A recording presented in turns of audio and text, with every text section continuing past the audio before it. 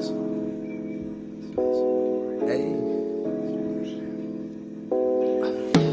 City light, hey. Yeah, private. Sipping on some syrup, I feel Canadian. City light, hey. I might get some vibes. Hey, city light. Hey, swear it's just a city light. Hey, she live in such a city life. She just want a silly vibe. She said she just wanna have some fun tonight. She wanna have some fun out in the city tonight. Told her how you wanna sit. What is up, everybody? Welcome back to the City Life Project YouTube channel for yet another UFC picks and predictions video. That is right, UFC St. Louis. Let's get right into it, starting with the early prelims all the way to the main event. And we will go over my safe and degenerate parlay brought to you by my friend Volcan. Now, this is a weird card to bet on. There's some pretty good underdogs on this card. So, ironically enough, the degen bet might even be the better play. But is it the safer play? You guys stick around till the end to find out. If you haven't already, smash that like button and subscribe. I will be posting my stream schedule after this, and we will be streaming BFL later tonight, just the main card. So join us then. All right. I'll take your guys' comments throughout this stream, but we're going to tackle a chunk of these first. Yay. Shout out to Shane. Give a couple shout outs in that video, Shane. Yes, by the way, new beer vlog and a big Cinco de Mayo beer vlog specials out on the channel, so go check that out. All right, without further ado, let's get right into it. First fight here on this card, JJ Aldrich versus Veronica Hardy. JJ Aldrich 13-6 as a pro. Veronica Hardy 8-4-1. She's 3-2 in her last 5 fights on a 2-fight win streak. What's up, Bill Cat? JJ Aldrich on a 2-fight win streak as well, 3-2 in her last 5 fights. I'm gonna go with JJ Aldrich in this one. I think she's a little bit bigger, not as easy to grapple with. And Veronica Hardy, when she utilizes her grappling, when she mixes her grappling into just her all-around game in a fight, that's where she usually, especially in her last 2 wins anyways, has found the most success. I don't know if she's going to be able to do that to JJ Aldrich. I think Aldrich is just a little bit stronger. I think Aldrich overall has fought better competition, and honestly recently as well. They're both well-rounded. Veronica Harding, her striking is what I think she'll have to lean on if she wants to win this fight. And I think JJ Aldrich striking is as good or maybe better. So I just give the edge to Aldrich in this one because she's a little bit stronger. And I don't think Hardy's going to be able to grapple her, drag her to the ground, body lock off the cage as easy as she's been able to do to her last 2 opponents. 28 years of age, though, is Hardy, and constantly training, constantly learning. I mean, even took a break from doing commentary jobs that she was doing last season to just focus on some more training as well. So who knows? Maybe her striking does get a little bit better. Maybe she does beat Aldrich in this one. Aldrich being the underdog, though, I like that. So yeah, that's who I'm going with. Let's move on to the next one.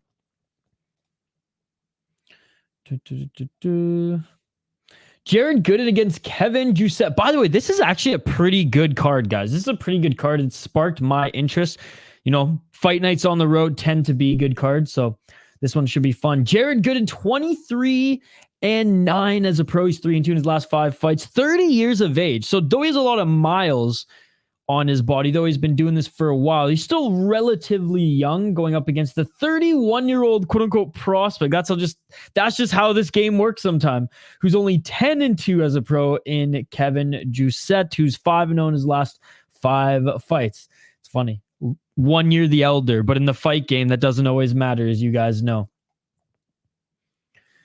Giuseppe out of France, but fighting out of New Zealand primarily. 4 KO TKOs, 1 submission, 5 decisions. 2-0 in the UFC, 2-2 in Eternal MMA, and 4-0 in Hex Fight Series. So really hasn't developed at all on the French scene, because there was no French scene when he was starting out. 5-5 win streak right now against, for the most part, decent opponents. Kenan Song was a good fight, despite it going unanimous decision. It was a good fight. Got out Kiefer Crosby, or Yeah, Kiefer. I thought it was Kiefer Crosby. Oh, it is Kiefer Crosby. My mistake. I couldn't see the eye. I was like, there's no Crosby. That's Kiefer Crosby. Anyways, I'm in hockey mode right now, so I think Y is when I see Crosby. But anyways, or I see Crosby, I think Y at the end. Campbell and Hex fight series, 12-6 guy, whatever. But he did beat an 11-1 guy split decision as well. Again, his resume isn't too impressive, but I don't know. In his last 2 fights, he's kind of showed me that, all right, this guy deserves to be here. Him coming in at the minus 225 favorite is a little crazy in my opinion, because Jared Gooden looked awesome in his last fight, and I thought Wellington Turman was probably going to beat him in that one. I think I was a little bit split, but I if I can recall correctly, I think I picked Turman to win that one. He does have that knockout power. He actually is a very good grappler as well. He just has finishing ability. I mean, look at this. 11 KO, TKOs, 8 submissions. He's never been submitted either. The one thing is Kevin Joussette's good at keeping fights on the feet. And though he does have knockout power, it's more... saying basic is disrespectful. And I wish I had another way to describe it. But it's readable. He's good at the base. He's really good at the basics. It's easy to train for someone who strikes like Jared Gooden, despite them being dangerous. Now, if you get caught, you get caught. But I like Kevin Joussette's style. It's a little bit more unique, and he's good at keeping fights on the feet, where I think his striking is going to be a little bit better than Gooden. So I do have Kevin Jousset winning this one, but again, like plus 185 betting wise, that's not bad on Gooden at all. And given that he came off a nice submission victory last time, you know, whatever the odds are for those, if he can get this to the ground, that might be something to look into. Yeah, Gooden is dangerous. He has good straight 1-2s, but again, like I said, Kevin Jousset, that is my pick that I'm locking in. I think this is going to be a great fight. I think this is an awesome matchup. Jousset is as good on the feet, talent and skills wise. He's got good takedown defense. This is a great step up in competition for Jousset, as like I said, Gooden is well rounded.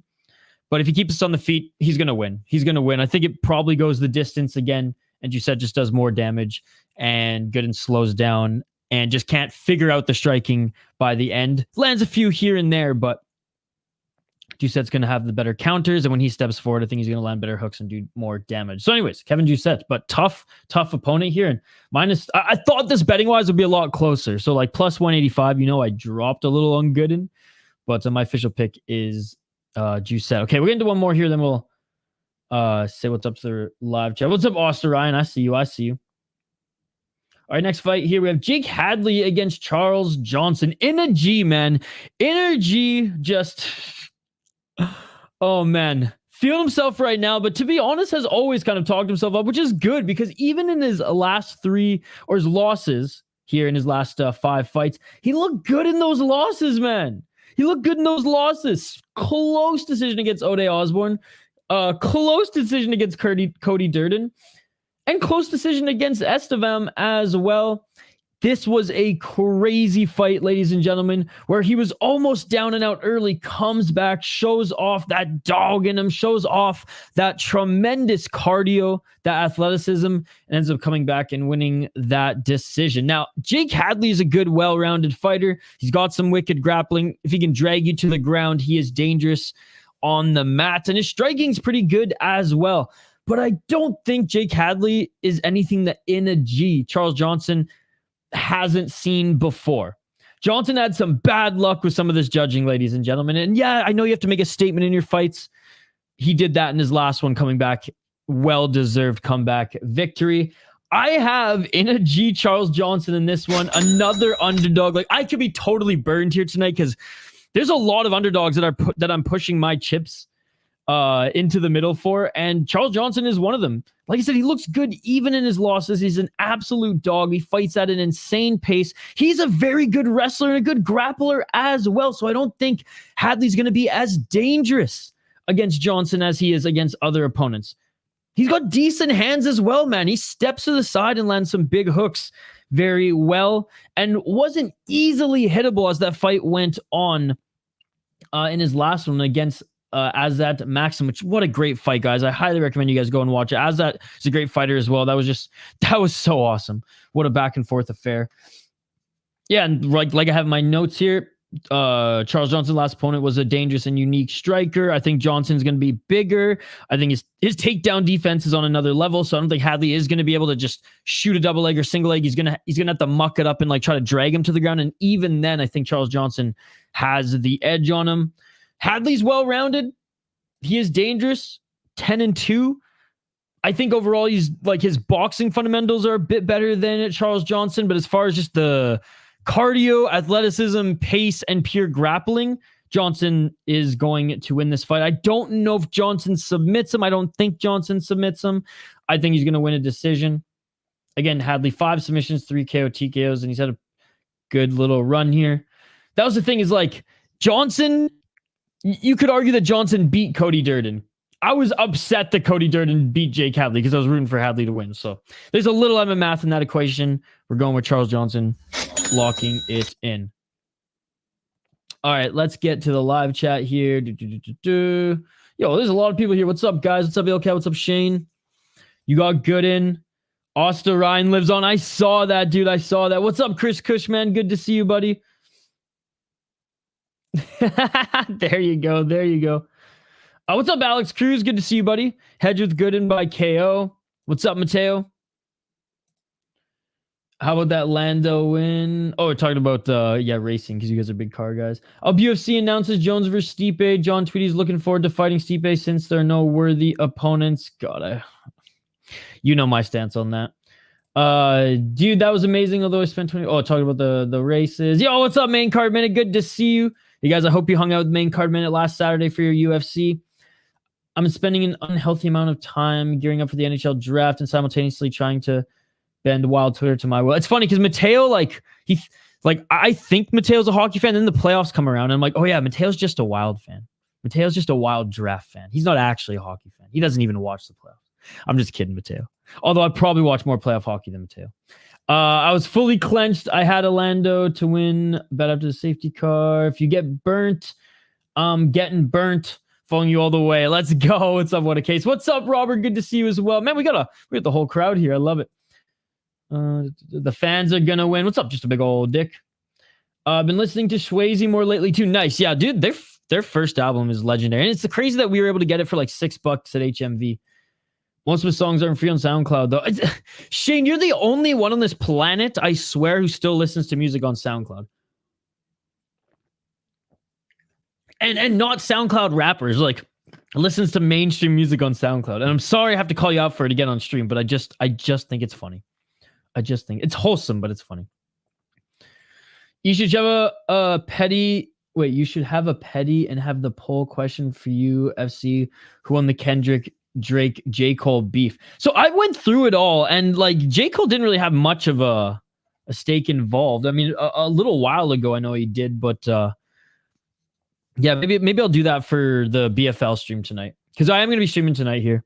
By the way, Kendrick, I mean, I would put it this way. I was impressed with what Drake dropped because I didn't think he had it in him. And like some of the beats were awesome. I was actually curious who produced most of the of Drake's songs. The music video of him smashing the car in Kendrick's first album with Aftermath was the van was awesome. Good Kid, Mad City. So I was actually impressed because I was going in there with a very low bar for Drake, and I thought like he surpassed the low bar. But man, yeah, Kendrick fucking crushed it, bro. I've been listening to Natasha Bedingfield all day. Unwritten. I'm just teasing you. I've watched every game of the second round so far, but I have a smartphone to watch shift by shift of prospects. Nice. Oh, that's good. That's good. Kind of like Zune. I used to have. Yeah, you and Jacob had the Zunes. Microsoft tried. Jacob bitched out. No, well, Jacob's not. I mean, he has some good rap songs, but he's a better producer than he is a rapper. Always has been. Always will be. I was like the only person you knew that had a Zune instead of an iPod. You and Jacob Morrison. Hey, what's up, Hank the Tank? Good to see you.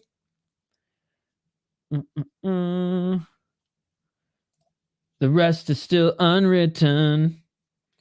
Johnson comes back. Yeah, buddy. Yeah, buddy. All right, let's keep going, guys. Keep the comments coming. You guys are awesome. I appreciate you all. Hope your week's going well, everybody. Friday is upon us. Tomorrow's going to be awesome. We officially start the streaming weekend here tonight with a little BFL main card in a few hours, but yeah, let's get right to it. Let's get back to it. Trey Waters against Billy Goff. Again, I am leaning towards a lot of the underdogs on this card because I like a lot of the underdogs here betting wise. And you know what? Some of them I'm going to bet with my heart, and I'm going to throw my picks into that equation too, which is something I don't usually do. But I'm banking on some underdogs here because we have some really close fights. Tomorrow's payday. Let's go.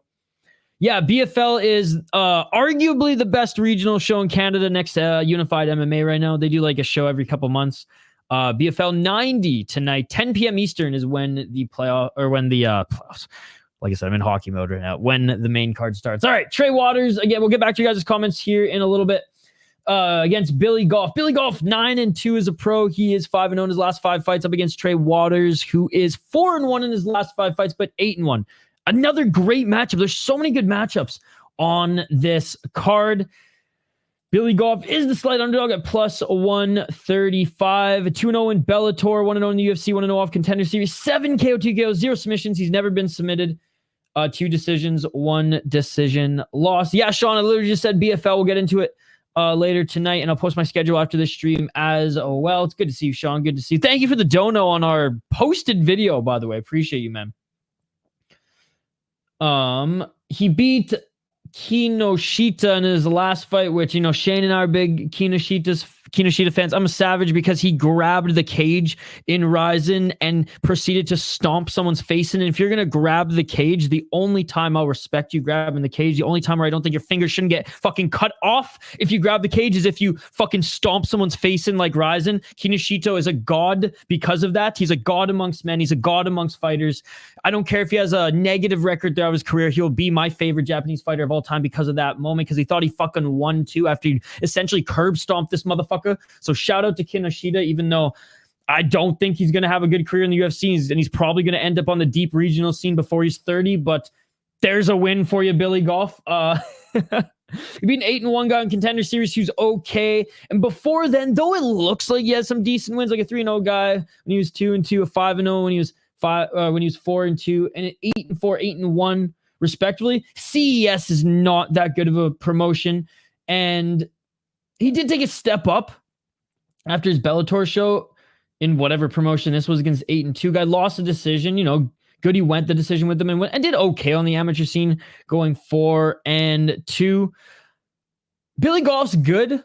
I don't think he's like an elite prospect or anything. And Trey Waters, I do think is a slightly better prospect. Like, I do think he has a better ceiling, and his development has been a little bit better as well, fighting some better guys. Josh Quinlan sucks though. Josh Quinlan, he's tough. He's not good. Went to decision with him. The only reason he didn't finish him is because, again, Quinlan's tough. 7-2 Fuller on LFA. That was actually a good win. And Gabriel Bomfin on Contender Series. I mean, come on. Are we really going to blame him for that one? Did beat a 3-0 guy. You know, again, you want to see him fight better competition at that point in his career. And then a 1-0 guy on Combat Night. So, like, coming up, you know, when he lost to Bomfin, I was like, I don't know about this guy. The Fuller win was good. And if you go back and check out his career, he actually has some good wins as well. I understand why he's the favorite, but because he's just a little bit better than Billy Goff, I'm going Billy Goff. Billy Goff's striking is a little funky. Now, I'm not saying, you know, Trey Waters is going to have or had a tough time preparing for that at all. I do think Waters is a little bit more well-rounded, but Goff is just going to come right at him. And if anything, because it's a little unique, it might be better in this matchup. It's fun to watch anyways, right? He gets himself into brawls maybe when he shouldn't get himself into brawls, and we'll see if he can drag Waters into one of those because he's very good in the pocket. Both guys are young, 29 for Waters, 25 for Billy Goff. Billy Goff actually has some good wrestling. Beaten some decent guys on the regional scene, but I do think Waters overall recently has fought the better guys. The reach and distance of Waters could be the difference maker. He's taller than him. He's longer than him.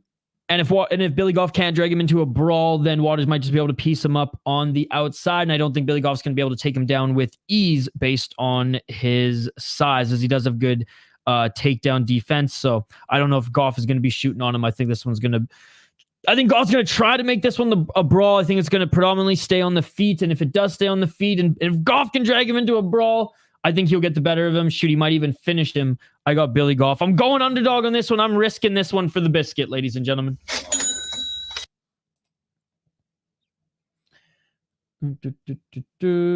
All right, next we're going Tabatha Ricci against Tecia Torres. She might have changed her name to Pennington,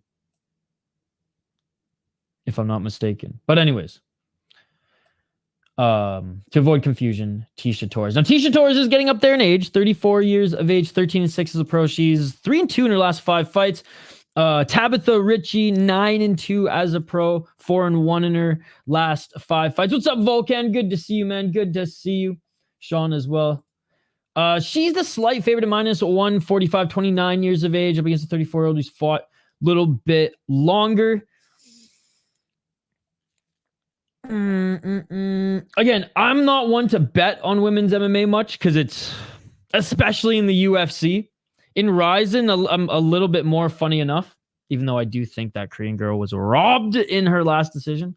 But we just see more finishes over there amongst the women, or at least it seems like it. And again, cards once a month, so I got to take that into account in like the overall percentage. But still, I'm more inclined to drop a bet over there. I don't really bet on women's MMA here, so I'm hesitant to say that Tecia Torres is a good underdog just because she hits harder. Having said that, I am going to go with the favorite here. I am going to go with Tabatha Ricci. She's faster. She's always moving. She actually utilizes her kicks pretty well, even though her straight boxing, she kind of swings at air most of the time and just looks like she's more active. When she does land her best shots, they are kicks, in my opinion. I'm hoping she does more than just the leg kick. I'm hoping her boxing did get a little bit better.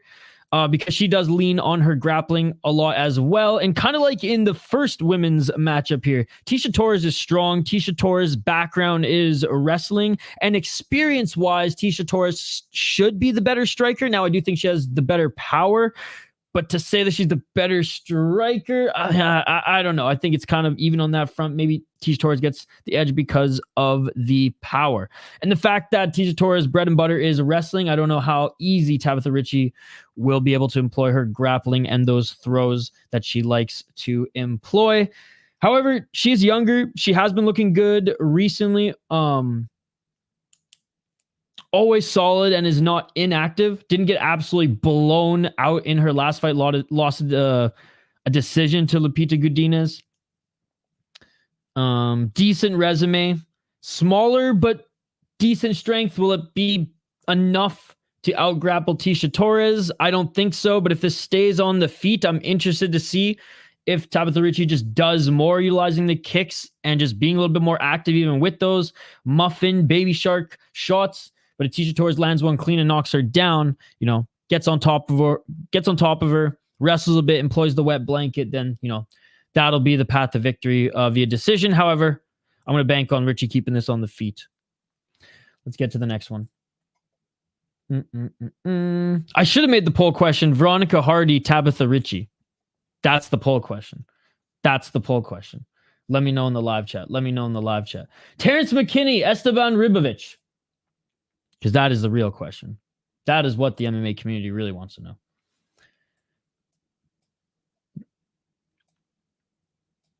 All right. Again, I'll get back to you guys' comments in a bit here.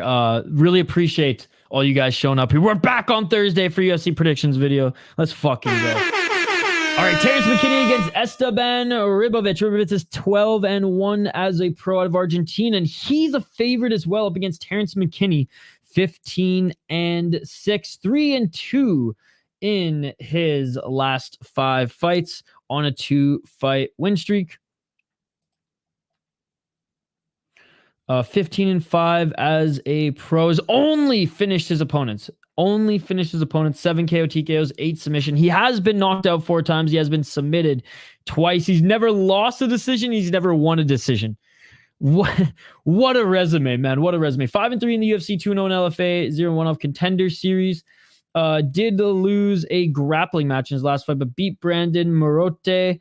Beautiful knockout in the first round. Beat Mike Breeden in the first round. Lost to two really good opponents. Lost to Sadikov, lost to Bonfim.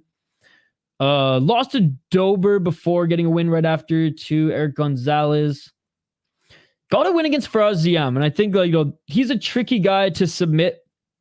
So that was, in hindsight, a very good win. Matt Frivola is a good win, as he's just outside that top 15 as well, just hanging around that spot. So he's lost to pretty good opponents so far. It's just Izzy McKinney. After these, after the Bonfim fight, can we label him that now? I don't know. His last two fight leads me to believe no, but he was the one controlling those ones. Esteban Ribovics, 12-1 as a pro. Mind you, Terrance McKinney hasn't gone the distance, despite being a college wrestler, an athlete who, you think would be able to go 3 rounds and have the cardio. We just haven't seen it in the UFC. Esteban Ribovics. 6 KO TKOs, never been knocked out. 5 submissions, never been submitted. 1 decision loss. 1 decision win. 1-1 in the UFC, 1-0 off Contender Series. Beat Camuela Kirk, but Kirk's, let's be honest, not that great. Lost to Radzibov, Loic Radzibov. I keep wanting to say Ruziboev. Radzibov, that's another one. No shame in that. Went the distance with him. That was on an unbelievable win streak, undefeated before then, but a mixed resume, right? Fighting in FFC, fighting in Samurai Fight House, right? Not facing necessarily the best competition. I mean, he beat a 6-5 guy before coming on Contender Series. Now he looked good. He knocked out the 11-3 Thomas Paul. Didn't look good. Didn't look the greatest in his debut, but again, went the distance again against Loic, who was a very hyped up guy and who is a very good opponent. And then kind of got a layup in Kirk. So I'm not 100% sold on Esteban yet. Do I think he's good? Yes. Do I think Terrance McKinney has better experience thus far and is more dangerous? 100%. We're going Terrance McKinney. He ain't McKinney. Not yet, ladies and gentlemen. Not yet. Better finisher, wicked dangerous, knees, punches, wrestling, jiu-jitsu, you name it, he's well-rounded. Ribovics is also well-rounded. I think this is an awesome matchup. Both are well-rounded. I've watched a little bit of Ribovics. He fades as it goes late, but the way that Terrance McKinney fights, this ain't going late, man. This isn't going late. If it does, I'm interested to see McKinney's cardio and how he looks late in fights. Because again, he's never gone that far deep into the 3rd round in a fight in the UFC. I just think he's better all around as well. Experience, more dangerous. We're going Terrance McKinney. All right, next we got another underdog. Like I said, I'm either going to actually win some money on this card, and my picture going to look good, or I'm going to look like a goddamn fool. All right. Chase Hooper against Viacheslav Borshchev. Now, both of them very wholesome fighters. I mean, this guy, how can you not love Borshchev? How can you not love Chase Hooper? This baby-faced ass motherfucker. 13-3-1 as a pro. One of the only fighters who was too young to come into the UFC off Contender Series, that the UFC had to put him on a regional contract despite him still being signed to the promotion. That's some like Big Four. We're going to have you develop in the minors for, your first round draft pick, but we're going to have you develop in the minors for a little bit here. It's hilarious. I love it. It's super cool. 24 years of age, on a 2-fight win streak, 3-2 in his last 5 fights, going up against a talented kickboxer who hopefully is learning a little bit more wrestling, a little bit more takedown defense. Honestly, his takedown defense is getting a little bit better, but man, oh man. Slava Claus, 7-3-1 as a pro. He's 2-2-1 in his last 5 fights. 32 years of age. Chase Hooper, good win against Jordan Levitt in his last fight. Looked decent against a young Nick Fior. Steve Garcia. Steve Garcia is actually, he's decent. Steve Garcia beat him up, but Chase Hooper actually looked like came back strong in these next 2, and I don't know. It just seemed like Hooper refused to use what got him to the show and was like, you know what? I'm really just going to test my striking up against this guy and go out of my shield, which, hey, it showed some toughness, which I'm like, all right, I respect that. But also, like, why you want to shave years off your life, bro? You're so young still. You're so young still.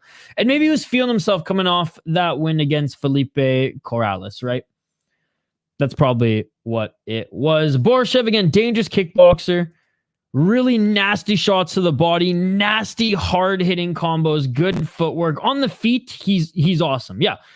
All his wins, but one have come via TKO. Zero submissions losses, though. He usually just gets ragdolled and wet blanketed on the ground, loses ground and pound sort of thing. 2-2-1, 1-1 in LFA. Good win in his last fight. But yeah, lost to Mike Davis and DeCasey's from that, just being friggin' wet blanketed on the ground. Yeah, it has some good liver shots. Yeah, I like him. I like Borshchev. He's fun to watch. I hope just his ability to get back up to his feet and his takedown defense continues to get better. 32, so like he's got a little bit more time to add those tools to his belt before it's just like, all right, this is what you got, and here's your prime. Go for it. But I'm going with Chase Hooper on this one, man. I'm going with Chase Hooper on this one. Now, I don't think he's going to blast double legs on Borshchev. I don't think he's going to risk getting uppercut or kneed. I think it's going to be one of those, like, grab the body lock and just drag him to the ground. Very jiu-jitsu-esque. Do some hand fighting as well. He does have a little bit of reach, which might actually help him in this scenario. Can't get himself in the clinch with him. I don't care how much you love those elbows. Chase Hooper, Borshchev is going to be better in the clinch with that kickboxing style.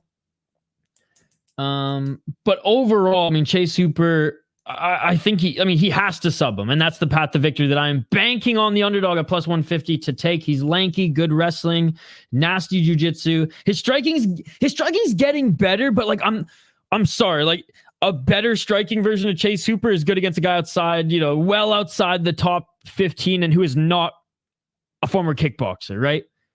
That's the kind of guy that I'm okay seeing, Chase Hooper test his striking as it develops against, not against a guy who, came from a striking background. But it should be better enough, or it should be better and good enough here to at least help him set up some takedowns in MMA. We shall see. Or at least the body lock, we shall see. Obviously, Borshchev's a way better striking, and the way Chase Hooper is built, the way that his friggin' torso just never ends, like a body shot KO prediction by Borshchev is not out of the realm of possibility. If Borshchev was the underdog, I would smash that. Because he's the favorite, I'll probably smash, a KO from him as well on the betting side of things. But we'll see. I'll have to do a deep dive because I don't get my bets in until Friday anyways. Or I did some of them today, but my last one's until tomorrow. But Chase Hooper, official pick, plus 150. I'm taking him sub, ladies and gentlemen. I'm taking him sub. If Borshchev even was a little bit better on the ground, showed he had a little bit of jiu-jitsu, then okay, it's a different story. But he's got none, bro. He's got none. That's his kryptonite. And that's the only way Chase Hooper really wins fights. Oh, my goodness. The people's main event, ladies and gentlemen. And I don't think I would have ever thought that I would say a fight that featured fucking Cortes-Acosta would ever be the people's main event, but yet here we are. Despaigne.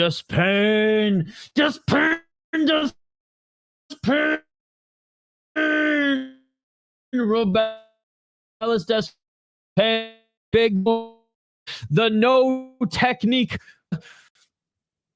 Sorry, I froze there. That was probably really funny, especially my hands were, but coming at you, sloppy-ass style. He has the death touch. It doesn't matter if the technique is polished. It doesn't matter if he employs good striking or not. All he has to do is clip you, and you're going down, ladies and gentlemen. That is right. We're going with Robelis Despaigne. God, why do I keep freezing in the best part right now? Sorry, guys. Cocaine. Despaigne. Sorry about the fucking quality there. I'm like, this is the pick I'm the most stoked on, and my fucking shit starts freezing. So my apologies, guys.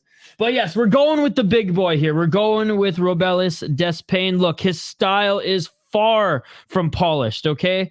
It's unique to say the least, and he does come from a striking background, so it's not like he doesn't know how to strike at all. It's just his MMA striking, from what I've seen thus far, is not there yet. But in fairness, we haven't seen much thus far because he ends his fights so quickly, ladies and gentlemen. He's got the death touch, and he can take a shot to give one. Now, one of these days, he's going to be clipped. One of these days, he's going to be clipped, right? You can't leave your head open like that and strike in this division forever. Do I think that Acosta is going to be the one to put him out? Absolutely not. Absolutely not, ladies and gentlemen. I mean, Acosta, look at his recent resume. He didn't even knock out Arlovsky. Okay? Jared Van Der should have won that fight.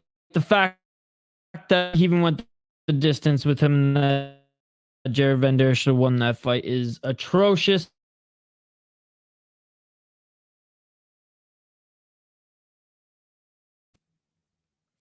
Losing a decision to Marcos Rogero de Lima in hindsight isn't that bad, as he's a good veteran at heavyweight. And the KO to Bresky, it's fine, I guess. It showed that, okay, this heavyweight actually can win other than just utilizing his jab. He's more of a pure boxer than anything. He ain't going to take Despaigne down. There's no worry in that, despite Despaigne saying that he has been training jiu-jitsu and he would like to do some jiu-jitsu matches, but his camp, his trainers, his advisors are all saying, why do you want to do jiu-jitsu right now? You're in the UFC, just go for it. So fair enough. He ain't getting any younger at 35 years of age. What else do I have here? Despaigne utilizes his kicks at range. He's got good kicks at range. He's got stupid power. Hasn't even taken much damage at all in his mixed martial arts career, right? I think he's taken two good punches, and then immediately counters and puts his opponents to sleep. We're going Despaigne, ladies and gentlemen. We're going Despaigne. Minus 170. Let's freaking go. All right, moving up the card.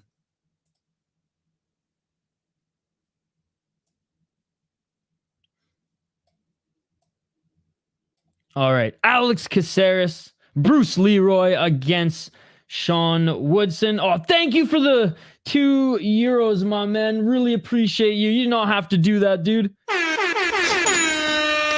Hardly the best capper, but I really appreciate you, man. Really appreciate you. All right. Thank you so much, man. Thank you so much. What a beauty. We'll get to your inspired segment soon, my friend, and we'll get back to the comments here in a moment. Bruce Leroy, Alex Caceres, 21 wins, 14 losses. He is 3-2 in his last 5 fights. Up against Sean Woodson, who no one can really find an answer for this man, seemingly. He is 11-1-1 in his last 5 fights. Bruce Leroy is an awesome name. Yep. And he was from the season of The Ultimate Fighter that featured George St. Pierre and Josh Koscheck, which was actually a very good season. A lot of just MMA lore characters coming out of that season. GSP's Muay Thai coach, who literally beat everybody up when he was drunk. That Alaskan fighter who forced the UFC to actually get fight kits because he had them and one shorts from Walmart with his with the tag still on it, and it was an absolute embarrassment to the UFC. The Cutman Tate was on GSP's team and almost fought Koscheck. What a great season. What a great season. Sean Woodson, by the way. Unbelievable run in the UFC thus far. What's up, Denial? Good to see you. He's from Thailand. He's a little different. There you smoke, you drink, you fight. Jean-Charles. 3 KO, TKO, 1 submission, 7 decisions. I mean, he'll jab you up 3 rounds, ladies and gentlemen. He'll defend takedowns, jab you up three rounds, and land wicked elbows. That is the Sean Woodson way. 5-1-1 in the UFC. His frame is what's crazy about him, ladies and gentlemen. 6'2", 78 inches of reach, and he fights at a freaking 145 pounds. It's absolutely insane. Beat Charles Jourdain, split decision in his last fight. Charles Jourdain, honestly, it could have been a unanimous decision for Sean Woodson. Beat Dennis Bazooka, who in hindsight is actually pretty good because Bazooka looked good in his last fight. Beat an 8-2 guy, 10-4. I mean, he's just been picking guys apart in the UFC. His only loss was to Julian Erosa, who's very much more the veteran at that time. Kyle Bodniak, Terrance McKinney, right? With that beautiful flying knee. I mean, he's built himself up a pretty good resume and a pretty good run in the UFC, man. Sean Woodson. Such a weird frame, such a unique frame, and such a hard frame and body type to prepare for. But Alex Caceres did say in his pre-fight press conferences, in his interviews, that he did bring in guys who maybe weren't like 6'2", but were 6'1", guys who were similar in reach. So he says, at least I had that for this. At least I had that. And he didn't say it, and he said it pretty like confident, like he was excited to bring those guys in. Hometown parlay on this card. That's smart. That's smart. Again, we'll get back to your guys' comments after this one. 21 wins, 14 losses, like I said. And even though he's a Miami guy, he is training out of the MMA lab. 4 KO TKOs, 7 submission, 10 decisions, 16-12 in the UFC. Lost a grappling match to Nathaniel Wood in Polaris recently. Lost a unanimous decision fight to Giga Chikadze. Actually went the distance with him. Looked good early, but Giga came back in that one. Second and third round, was able to piece him up. He's getting wins against opponents where, let's be honest, he should be getting wins against given this stage of his career. He's got a lot of tools. He's good at grappling. He's a good striker. I mean, that insane head kick on Julian Erosa, what was it? Yeah, 2022 was beautiful. He went on a little bit of a run where he rose in the rankings between 2020 or 2019 and 2021. But since then has been, losing one, winning one, losing one, winning one sort of thing. I think it's actually a good matchup, and it's a good test for Sean Woodson. If Sean Woodson can get past Alex Caceres, then it's like, okay, then he can maybe start fighting some guys just outside of the rankings or in the top 15, as Caceres is still buzzing just outside of the rankings. I am going to go with Sean Woodson, though. I ain't going with Caceres on this one, even though I have been going heavy with underdogs. I love Caceres. I've been a fan of him since his time on The Ultimate Fighter. But I think, and this is the biggest thing, Sean Woodson was able to shut down everything Charles Jourdain threw at him. I don't know if Alex Caceres can throw anything else at him that Charles Jourdain couldn't. You know what I mean? So despite Alex Caceres having great experience, despite him still fighting good, decent guys, he looks good in the fights that he loses. I just think it's tough to prepare against a guy like this. I really do. Even though he's got some good stand-up, even though he has good kicks. Sean Woodson has amazing takedown defense. So if he does start piecing Caceres up with the jab, if Caceres cannot find his entries, if Caceres cannot find any kicks at range and tries to go over the takedown, we saw how good of a wrestler, how good the takedown defense was on of Sean Woodson. Was on Charles Jourdain. And we kind of knew he had good takedown defense going in. His balance is insane, but it was just solidified. It's like Jourdain couldn't do anything on him. He's got an insane jab. He's got insane kicks at range. And again, I have in my notes here, what will Caceres do that Jourdain didn't try? We're going with Sean Woodson. Okay. Let's see where you guys are at on some of these fights. Let me go back. Again, big shout out to Volcan. Thank you so much for the donation, my man. Thank you so much for the donation. Oh, I'm way behind on comments. Holy crap. I honestly don't think I'm going to be able to read all these guys. So my apologies. What's up, Charles Barkley? It's good to see you. Slava Claus says main card minute. Ref's trying to keep them in the series. Slavikov's coming to town. What's up? My name is Sean. Borshchev has shit takedown defense. Hooper can expose this. Depleted Roman Kopylov takes this one until he doesn't. Ben Askren's son. What's up, MMA BG? What's going on? I loved your last YouTube video, by the way. Loved your last YouTube video. And thanks for following me back on Twitter. Guys, go check out MMA BG. She's an awesome video breakdown on the main event and on Ruziboev. Okay, guys, I'm sorry. Like I know the last couple weeks, my internet has just gone to shit. I'm gonna have to pressure my roommates to make some changes because I don't make the rules as far as that here. I just pay the rent. So my apologies for that. It's embarrassing given we have a really good crowd here, but good to see everybody here and thank you so much for hanging out. Chase Hooper via Imanari roll heel hook. Hey, what's up, Degenerate Dane? Good to see you. Slava clause for you as well. Hooper via lucky 20-sided dice roll. Hooper gets chinned in this probably. Keeps his chin pointed to the sky. Hillcat. I see you. So every stream talking about the best women fighters. I love it. Or best women strikers. I love it. I love it. Wasn't Chase originally 135er or 145er? I think he went back and forth. Did he not? You're going to be real sad with the results of this card? I honestly, Hank, I don't get as sad as you, brother. I don't get as sad as you. I could really care less. I'm way more invested in KSW, as you know, this weekend. Yeah, hopefully Clarissa makes it far in women's MMA, but overall they have not built to fight, even though I like Weili Zhang a lot. She can fight. Battle of the big boys. Salsa versus big boy. Despaigne went up the card real quick. Despaigne via One Punch Man KO. If I make 350, 400 after taxes a week, is that decent for a seasonal part-time job?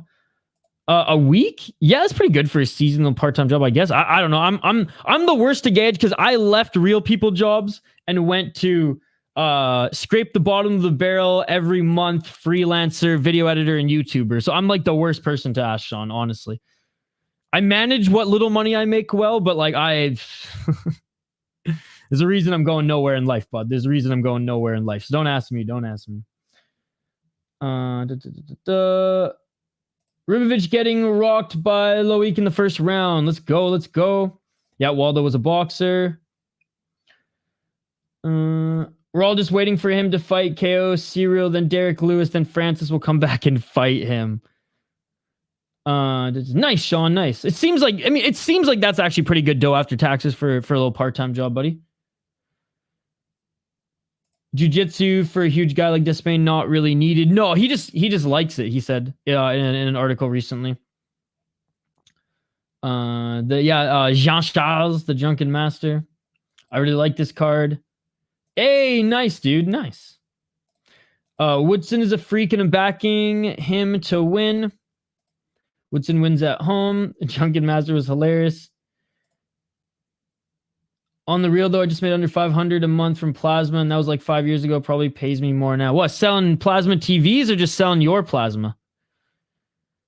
We don't like that. Imagine not wearing undone shorts on Tough. MMA Joey said he could beat any female strawweight. Caceres the play. He's meant to stay in the top 15. I do like Caceres, and I do think he's like still good at 35, and he, despite him having had a long career, he still looks pretty good. Hometown parlay on this card. What's up, Joshua? Good to see you.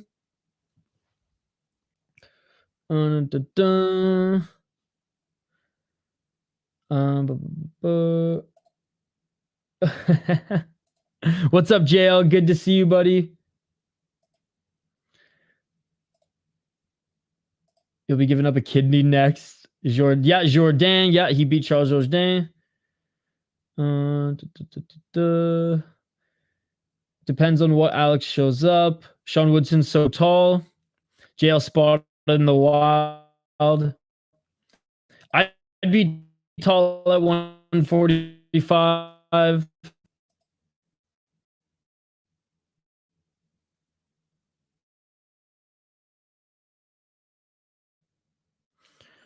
Something to note, Buckley has faced better competition and has the same reach as Ruziboev. Plus, he's coming down from middleweight. I can see him being very chinny, 6'5", and pretty. Okay, that's okay. He took this fight because it's against a ranked guy. Yeah, but he used to fight at welterweight jail. He used to fight at welterweight.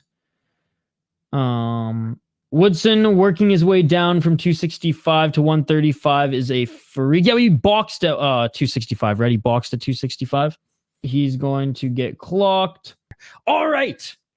We have Mateusz Rębecki against Diego Ferreira.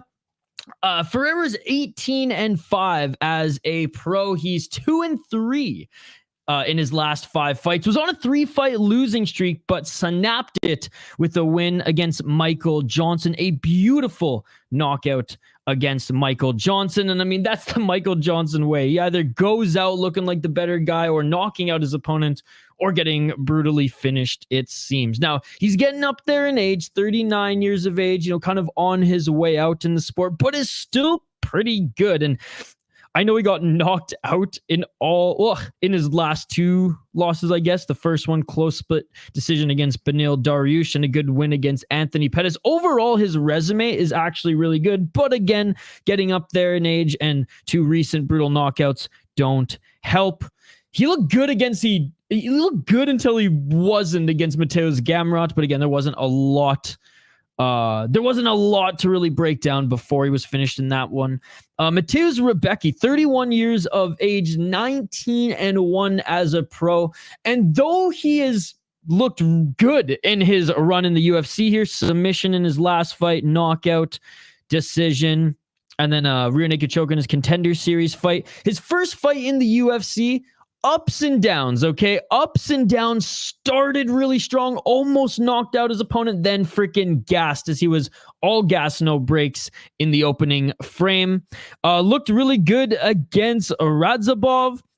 Looked amazing against Roberts. I mean, maybe that he's off the KSW sauce. His cardio is good now that he's acclimated to a non-KSW athletic commission and testing, we'll say, protocol. Maybe he's acclimated a little bit. Now he's used to doing things in North America a little bit better. The only reason I say that is because he was like a typical Polish guy. I guess he wasn't even in KSW. He was FEN, so my apologies. He was an FEN guy. Yeah, I've mostly fought in FEN. I'm sure KSW came calling, but you know what I mean. They're built a little different out there because they're a little lax on some other things that make you go crazy in the first round, give you that knockout edge, that power. But your cardio is compromised. No, I'm just kind of teasing there. I'm just joking. But still, he looks like he's getting better and better in his last few fights in the UFC, coming off that first one, which, like I said, was a roller coaster where he was getting beat towards the end of it, kind of gassing himself out. Yeah, he's well-rounded as well. You think of him being just like a striker, but he has good grappling. He has good submission, offense and defense as well. This is, I guess, on paper, a step up in competition because of Ferreira's resume and because he is coming off a win, but he's coming off a win to an older Michael Johnson. This is going to be a way bigger test for Diego than it is Rębecki. Despite the experience, I think Rębecki, he's dangerous in the way that he finishes guys. So I'm going Rębecki on this one. Locking it in. I promise we'll get back to the live chat for a little bit here, guys, because I know I neglected you as I was trying to get back online here. Alonzo Menifield against Carlos Ulberg. That is the next one. Carlos Ulberg is the favorite at -210 against Alonzo Menifield, who is +170. Menifield 15-3-1 as a pro. He is 4-1 draw in his last 5 fights. Carlos Ulberg 5-0 in his last 5, baby, and he's been looking real good in his UFC run. Now, he came to the UFC pretty damn early. 6 KO TKOs, 1 submission, 2 decisions. Yeah, 5-1 in the UFC, 1-0 off Contender Series. And 2 canceled fights with Dominic Reyes and 1 against Menifield. So he hasn't fought at all in 2024 yet. Had a really good win against Da Unjung. Yeah, destroyed Puteria. Looked good against Nicolau. Looked good against Tafon. I mean, he's looked good against pretty much everyone that he's fought. And when he took on Kennedy Nchuku, he was only 4-0 as a pro. So he's been very much like fast-tracked to the UFC, CKB guy. But honestly, he's gotten better and better. He actually has some fight IQ where he won't just brawl for the sake of brawling. He won't just strike for the sake of striking. He actually picks his strikes accordingly.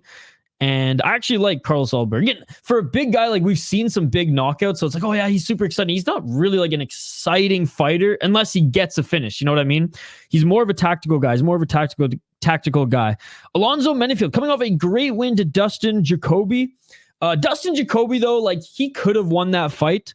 Props to Menifield for rocking him, because if he hadn't, Jacoby would have won on paper. Jacoby landed some big shots, but I think that one Jacoby kind of just pissed that fight away as he was showing some low fight IQ, trying to just put himself back into the fire where he was getting rocked instead of just continuing to do what was winning him the fight.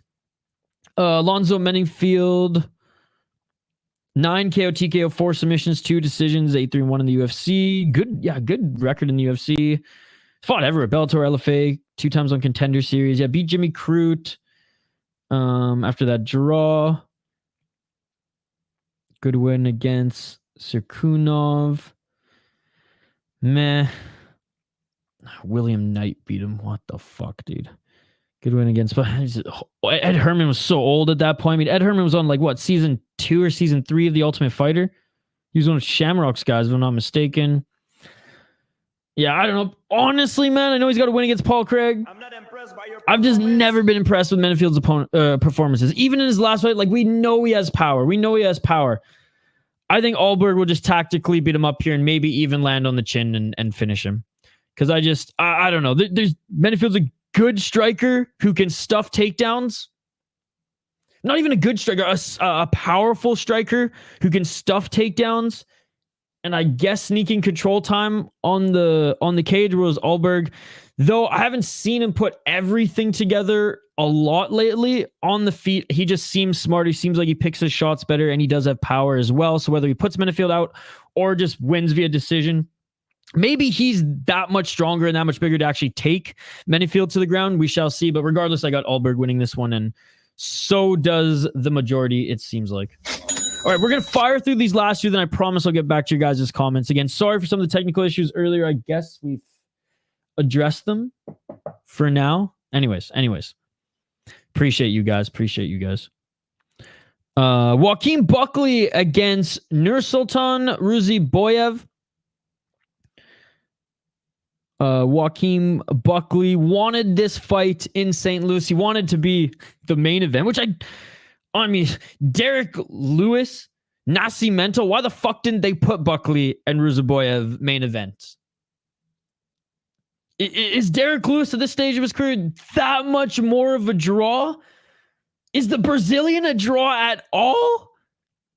Anyways, I love Derrick Lewis, don't get me wrong, but like I'm more inclined to be pulled into a card with this main event than just Derrick Lewis, but maybe the casuals aren't because Ruziboev's not that big of a name, and maybe neither is Buckley yet, despite him putting together a good 3-fight win streak and despite him having that nasty highlight reel finish from Contender Series.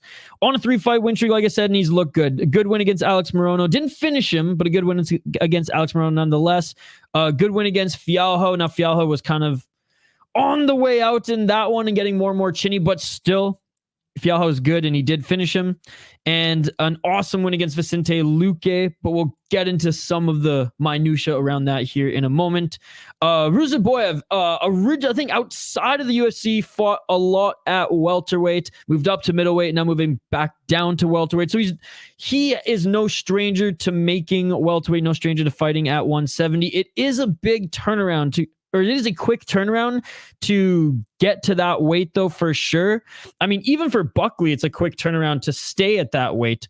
So it is just going to be interesting to see tomorrow morning. And if you guys are listening Friday, then I guess you already know on weigh-in day how both of these guys look, especially Ruziboev. But again, I'm a little bit more confident in him knowing that, like, he's done this before. He's gone up and down in weight before, and he's taken a lot of fights on relative short notice before overseas as well. Has the Uzbekistani, who is fighting out of Philadelphia, by the way. 12 KO TKO, 20 submission, 2 decisions, 2-0 in the UFC. The last one was a little sus. I mean, I do think he was going to absolutely destroy Dumas anyways, because I don't think Dumas is good at all. And he was piecing him up early, but obviously the eye poke, pretty egregious. And yeah, just some fuckery on that card with eye pokes in particular, you know, a la what happened with Chris Weidman.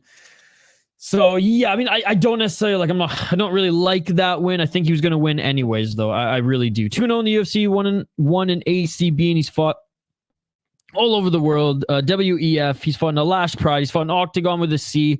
And though he has crushed cans, he's actually beaten some really good guys. He's put together a very, very impressive resume as well. GCN Picks, thank you so much for the donation, brother. I do not feel like I deserve that at all this stream, though. Oh my God, what is going on? There we go. Sorry about that. Thank you, brother. Thank you. You're the man. You're the man. You guys are keeping my head up. You guys are keeping my head up. I appreciate you guys. Thank you, GCN Picks. Again, undeserving for this one, but I'll take it, brother. I'll take it. Thank you, man. Really appreciate you. We'll do our best. I mean, like I said, guys, like I do everything on mine. I'm plugged into my fucking modem, for God's sakes, right? Like I pay an astronomical amount for internet, more than I ever paid in Canada. Let me tell you that. And I just keep getting fucked over left, right, and center. So I'm going to do my best to address stuff, you know, on mine after this in preparation for the BFL stream tonight. But my apologies for the quality of this stream. And some of the ones we've had recently. It's been pretty bad. I get it. It's been pretty bad. I'm going with Ruziboev on this one.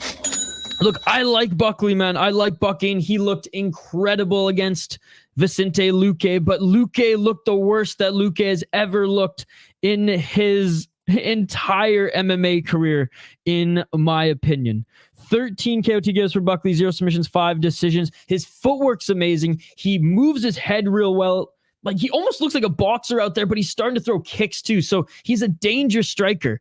But that's really all I see from him, right? I don't see much wrestling. I don't see much like control time on the cage other than to set up some strikes, which is awesome. That's what you want to see as a fan, and that's what you want to see if you want him to get finishes. He's harder to hit than I think a lot of the division thinks, than a lot of people think, but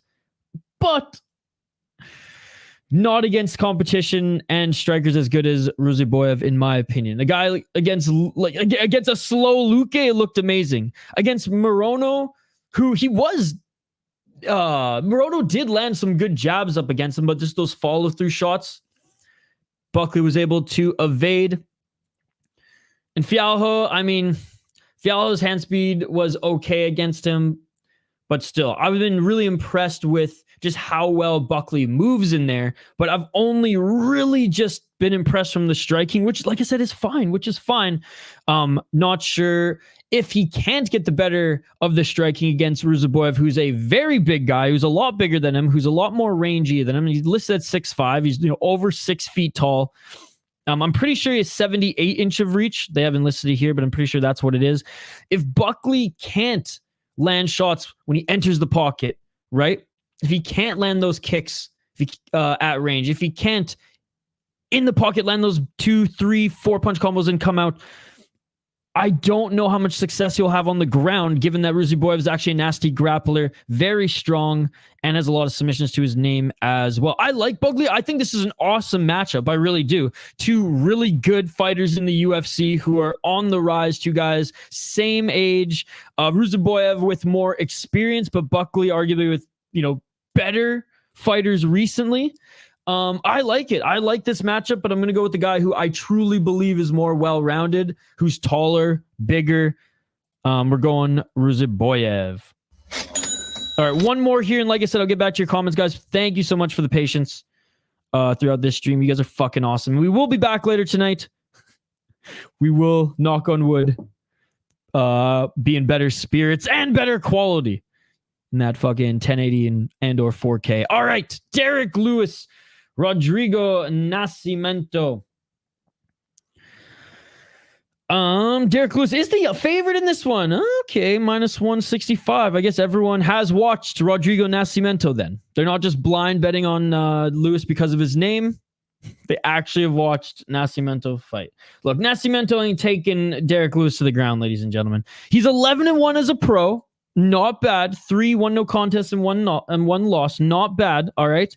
Dontel Mays is not good. He beat Dontel Mays. Split decision against Iri Latifi. Awful performance. Split decision against Tanner Boser, who is, he's a light heavyweight and he just laid on him most of the time. So not a good win there. I don't even remember what happened in that fight. You have a loss against Chris Daukaus. Bro, you lose against Chris Daukaus, I'm never going to pick you to win a fight. Ever. I don't care if he beats Derrick Lewis. I'm never picking him to win a fight. We're picking Derrick Lewis to win. Off this alone, ladies and gentlemen. No, not that alone, but kind of that alone. Look, man. Nascimento ain't no fucking Almeida, and Almeida couldn't even submit or finish Derrick Lewis. Derrick Lewis even got back up to his feet a couple times, and apparently he was dealing with shoulder injuries during that one as well. Still at heavyweight, Derrick Lewis hits fucking hard. At the end of the day, there needs to be some sort of swanging and banging for Derrick Lewis to win.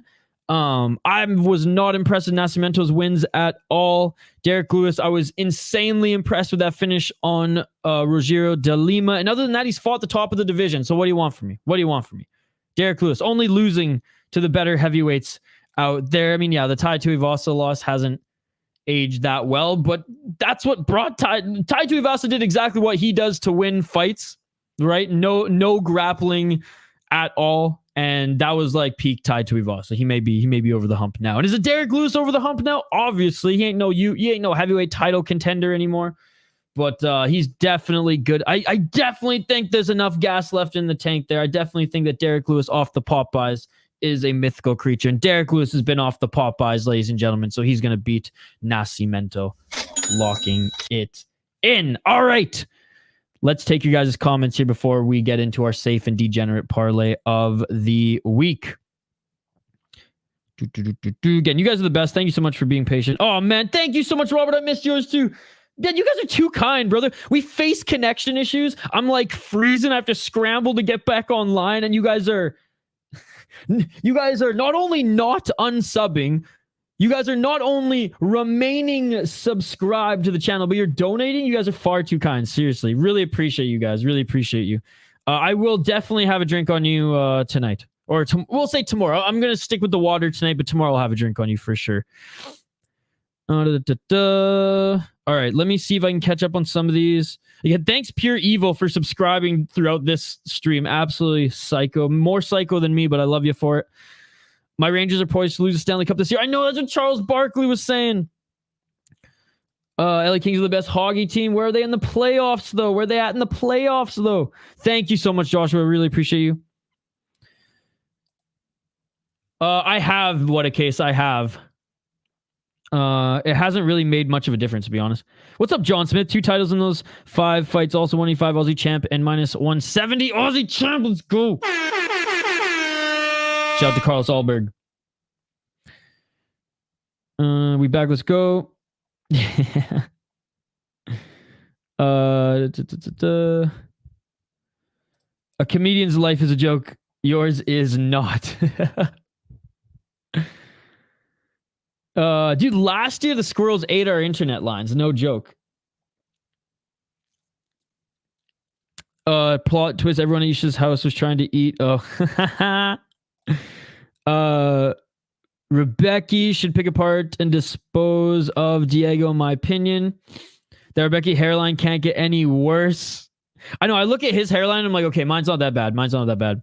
Hey, what's up, Amberly? Great to see you. Hey, y'all, I'm here. I'm driving to the store listening. When I get back home, I'll be active in the chat. Thank you. I will be live in 2 hours also for BFL. The couple secretly watching the hub from different rooms. Again, thank you so much for the donation, brother. You're the man.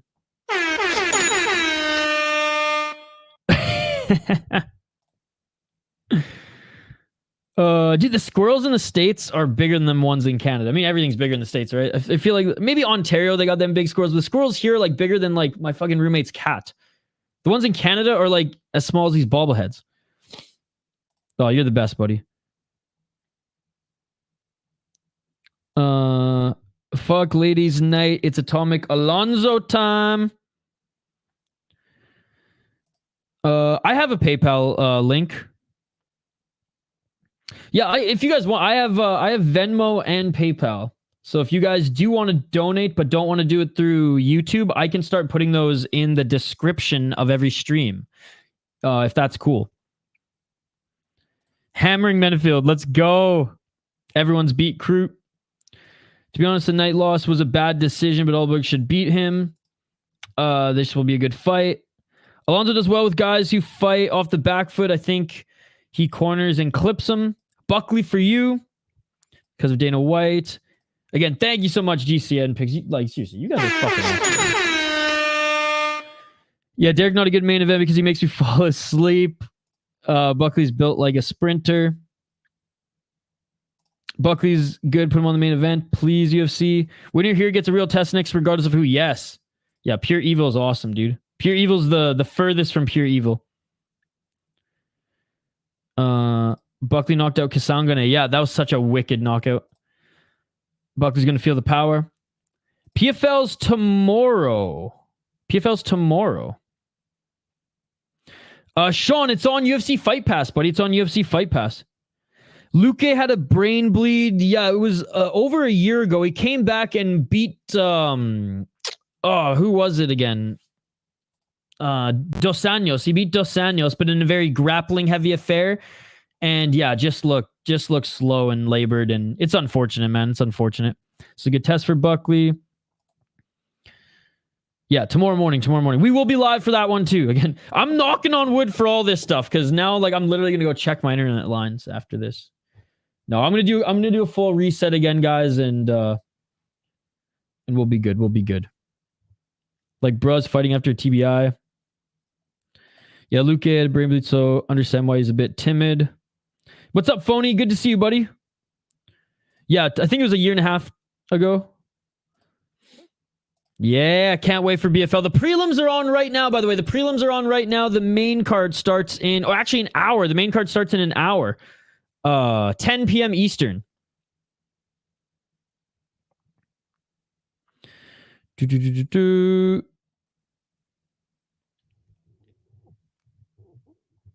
Okay, got to drive home now. I just had to have bubble gum. Nice. Lewis recent fights. Check them off the list. You're dead to Nascimento. But the house on Derrick Lewis. I'm not a fan of Lewis, but I'm picking him. Disappointed I can't get plus money on Lewis, right? Me too, November, because he makes you fall asleep. Dude, Lewis in his heyday was so awesome, man. Isn't he lead the UFC for knockouts?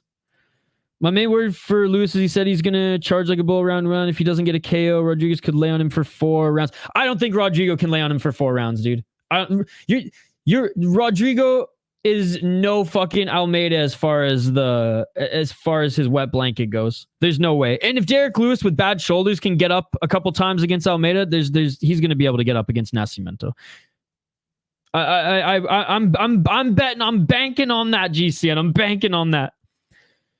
It's a no for me, dog. I wasn't going to say anything. As far as... balls was hot. Lost too much money on him in the past. Oh my god. What's up, Roman the Faster? Good to see you. It was great to watch and he's funny. Cough drunk driver. According to he's in his prime. He's been KO'd too many times. Well, I mean, like hardly any heavyweights good enough for the UFC. Lucky this rap beef should keep Drake from posting any beats soon and cursing us. That's actually a good comment. Yeah, recently it hasn't been fun to watch anymore. What's poppin'? What's up, Curtis Clark? BFL standout fight? The main event should be fun. Yeah, that's not cool. That's not cool. For the most part, I've been a fan of Derrick Lewis his whole career though. He's off the Popeyes. That's what I'm saying. He's off the Popeyes. And he had a 4-pack, not in his last fight, but the fight before. Cool. Okay, well, I'll put that in the description. Like I said, I didn't want to before because I didn't want to, I didn't want to look like a dick. As far as my Venmo and PayPal link. All right, see you later, Amberly. You don't deserve that split. I know. I just don't want to look like a dick. Well, be here for the stream. My $25 subscription on here is good for me right now for credit, dude. You're the man, Sean. Thank you so much. I gotta go to sleep now. It's 2 a.m. in Dublin. Good night. Hey, I'm glad we got to get through the picks, Robert. And thank you so much for the donation and for sticking by, man. Again, I just feel like embarrassed, man, because I try to do the best I can as far as just putting together like a quality stream for you guys. And when when my internet fails me, I feel more like a dick than even if I put my friggin' Venmo link in my chat here. Yeah. No, I do agree. I do agree. Yeah. Well, I love Lewis, so hate on him all you want. I want to go Lewis, but he's been mid lately. Yeah, against good competition though. Against good competition. I'm not trying to make any excuses for him. He might lose this fight, and if he does, he should retire. But Nascimento is so bad, right? Like I wasn't picking Lewis to beat Almeida. I think I did pick him to beat Lima. I didn't pick him to beat Spivak. I didn't pick. Oh, maybe I did pick him to beat Spivak, but I'm just more so biased on that one. Didn't pick him against Pavlovich, and I'm pretty sure I picked Ty too against him in that one. So I haven't believed in a while, but I still root for him. Yeah, sorry. Let's get to the Degen safe parlay here. Degenerate parlay of the week, which ironically enough, for how funny this card is and how many underdogs there are, the Degenerate's honestly not the safer play, but might be the better play, as I have Alex Caceres, Alonzo Menifield, and Terrance McKinney as my degenerate parlay of the week. And my safe parlay of the week is not even that safe. It's not even that safe. But I'm going Rębecki, Despaigne, and Jusset. It's a weird one this week.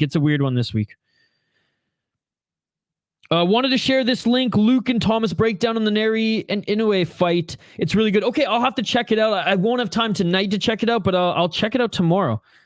I'm still alive.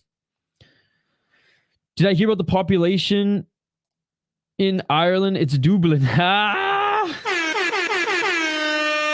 Ireland's main exports, Irish people. I'm a fan of Lewis too. Let's go. I can't bet against Lewis and Buckley. I'm too biased. Fair enough, Chris. Chris, are you going to the event? I like Buckley, but no way he beats this dude. That's a good parlay. See you. Hey, thank you guys again 1,000 times. Thank you guys for sticking around here. Sorry that I got like a little spicy there for a little bit. I was quite frankly annoyed. I was quite frankly annoyed. No, but I'm going to 302. That's right. There goes my hero. I will be back in an hour and so for BFL. I got to jump on a different hockey show right now. I'm already late. But yeah, I'll be back soon, guys. So keep your eye out for the stream. Keep your eye out for the stream. It's very bad. It's very bad. Yeah, thank you so much, Joshua. Thank you, everybody. Thank you, Volcan. Thank you, Robert. Thank you, GCN Picks, for the donations. Appreciate you guys being patient through some of the technical issues. Looks like we're good now. If Derrick Lewis wins, he strips completely naked. I have all your notifications on for the show. Thank you. By the way, we have 2 more videos dropping basically one later tonight and one tomorrow. Check out the While You Wait. By the way, as you all wait, that's actually a good idea. That's what we'll do here. As you guys wait for me to start BFL, go check out the latest video on the channel. We did a Cinco de Mayo special, ladies and gentlemen. That's our Mexican lager tier list. It was a lot of fun. You guys are the best. I appreciate you all. Smash that like button and subscribe, and I will see you in about an hour's time for BFL. Thank you all for your patience throughout the stream. That's a wrap. We will be streaming UFC this weekend. I will post my schedule tonight after BFL. So keep your eye on that in the Discord. Keep your eye on that in the community tab. Seriously, you guys are fucking awesome. I appreciate you all. We'll see you for the official start to the fight streaming weekend on BFL. We're going up to Canada for BFL before we go to St. Louis for UFC on Saturday, ladies and gentlemen. Back in an hour. Like and subscribe. We'll see you folks on the next one. Peace. Yeah.